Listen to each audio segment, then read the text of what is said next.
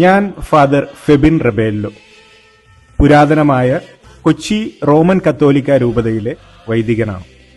ഇപ്പോൾ ഇറ്റലിയിലെ ഫ്ലോറൻസ് അതിരൂപതയിൽ സേവനം ചെയ്യുന്നു. ഭാരതത്തിലെ കത്തോലിക്ക സഭയുടെ ഈറ്റില്ലവും മൂലക്കല്ലും എന്ന് വിശേഷിപ്പിക്കാവുന്ന കൊച്ചി രൂപതയുടെ 36ാമത്തെ മെത്രാന്റെ ഔദ്യോഗിക മുദ്ര വരയ്ക്കുവാൻ സാധിച്ചത് എൻ്റെ ഒരു ഭാഗ്യമായിട്ട് ഞാൻ കരുതുകയാണ്.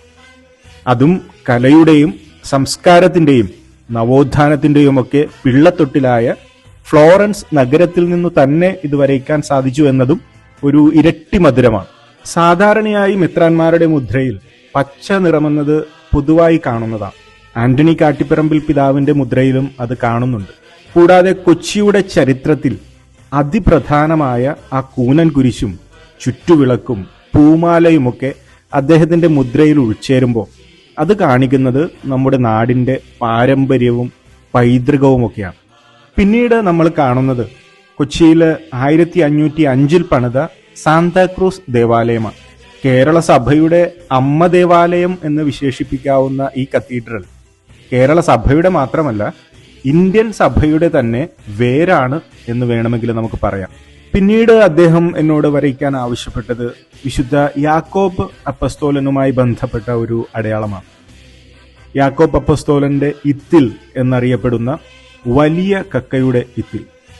അത് പിന്നീട് വിശ്വാസികളുടെ നെറുകയിലേക്ക് സ്നാനജലം ഒഴുകി വീഴുന്ന ഒരു ഉപകരണമായും ചരിത്രത്തിൽ പിന്നീടത് ജ്ഞാനസ്നാനത്തെ സൂചിപ്പിക്കുന്ന ശക്തമായ ഒരു അടയാളമായി മാറുകയും ചെയ്തു. കൊച്ചി രൂപതയുടെ ചരിത്രത്തിൽ വിശുദ്ധ യാക്കോബ് അപ്പസ്തോലന്റെ പ്രാധാന്യവും വിശ്വാസ വളർച്ചയിലും പ്രതിസന്ധിയിലും അദ്ദേഹത്തിന്റെ ശക്തമായ സാക്ഷ്യവും ഇത് സൂചിപ്പിക്കുന്നുണ്ട്. അടുത്തതായി നമ്മൾ കാണുന്നത് ഒരു നങ്കൂരമാണ്. അത് പ്രത്യാശയുടെ ചിഹ്നമാണ്. ഏത് കാറ്റിലും കോളിലും സഭയാകുന്ന തോണിയെ ഉറപ്പിച്ചു നിർത്തുന്ന പ്രത്യാശയുടെ പ്രതീകം. പിന്നെ വൈപ്പിനിലെ പ്രത്യാശ മാതാ ദേവാലയത്തോടുള്ള ആന്റണി കാട്ടിപ്പറമ്പിൽ പിതാവിന്റെ സ്നേഹവും ഇതിൽ നമുക്ക് കാണാവുന്നതാണ്. പിന്നീട് അദ്ദേഹം ഉൾപ്പെടുത്തിയിട്ടുള്ളത് അദ്ദേഹത്തിന്റെ സ്വർഗീയ മധ്യസ്ഥൻ കൂടിയായ അന്തോണീസ് പുണ്യവാളന്റെ അപ്പം അഥവാ the bread of Saint Antony എന്ന ചിത്രമാണ്. അത് സൂചിപ്പിക്കുന്നത് നമുക്കറിയാം, കത്തോലിക്ക സഭ എന്നും സാമൂഹിക സേവന പ്രവർത്തനങ്ങൾ ചെയ്താണ് മുന്നോട്ട് പോയിട്ടുള്ളത്.